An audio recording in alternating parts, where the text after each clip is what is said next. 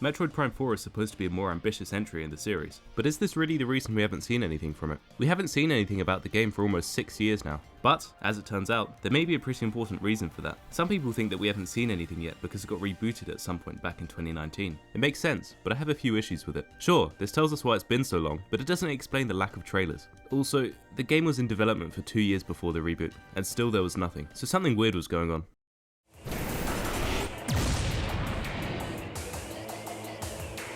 I reckon that they had an awesome idea at first, and were excited to announce that it was finally in the works, but then things started to go downhill. Maybe there were unforeseen setbacks, development was taking longer than expected, or maybe the initial idea just wasn't coming into fruition. Now, 4 years after the game was restarted, we obviously should see at least one trailer. Look at Tears of the Kingdom. That game got a teaser when it was only 1 year into development. Technically we've seen a teaser, but it's just the logo with the number 4. Not much to go off really, but I bet some YouTubers have attempted to analyse what the number means.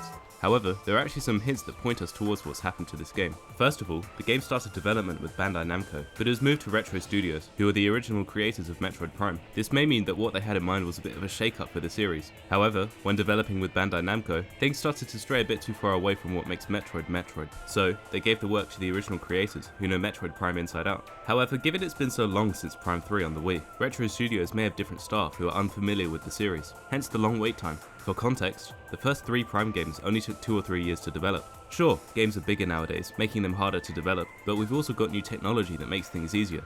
I think. I'm not a developer, so don't quote me on that. Another hint as to what's going on with this game may come in the form of job listings. In October 2020, Retro Studios released a job listing for storyboard artists to work on emotional and innovative scenes, which elevate the narrative. Emotional and innovative scenes definitely makes me think of a more cinematic style, and I wonder what they mean by scenes. Maybe they mean cutscenes, which could definitely be made to be more emotional and elevate the narrative. It could also mean just scenes in the game in general, like having a beautiful new environment to explore. That would be amazing.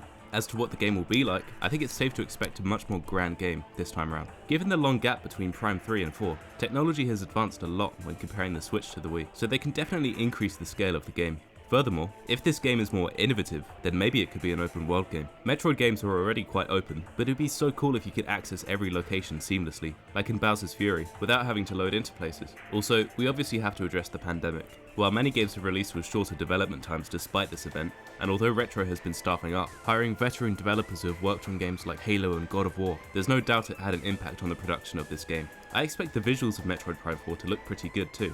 Okay, the Switch struggles sometimes with demanding games, but those are usually third-party games. When it comes to Nintendo's IPs, they knock it out of the park. They're just really good at optimizing their games, or giving them a style where it doesn't matter how fancy the graphics are. Look at Mario Kart 8, that game's technically almost a decade old now, and it still looks great, with amazing lighting. They've also done a great job with Metroid Prime Remastered. I think it looks phenomenal, and I'd argue that it could almost be considered a full-on remake. If a Metroid Remaster can look this good, then imagine how Prime 4 will look.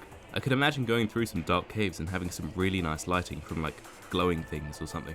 It could be argued that developing Metroid Prime Remastered slowed down Prime 4, but I don't think that's the case. I think it was just made to give us something while we wait, and also to prepare us for the release. As for the story, I'm not too sure. All we really know is that it will take place after 3, rather than be a prequel. But maybe Retro's job listing, wanting a more emotional tone, implies that something truly tragic will happen. Speaking of tragic, click here to find out what took Tears of the Kingdom so long to release. I'll see you there. As always, thanks for watching, and subscribe for more.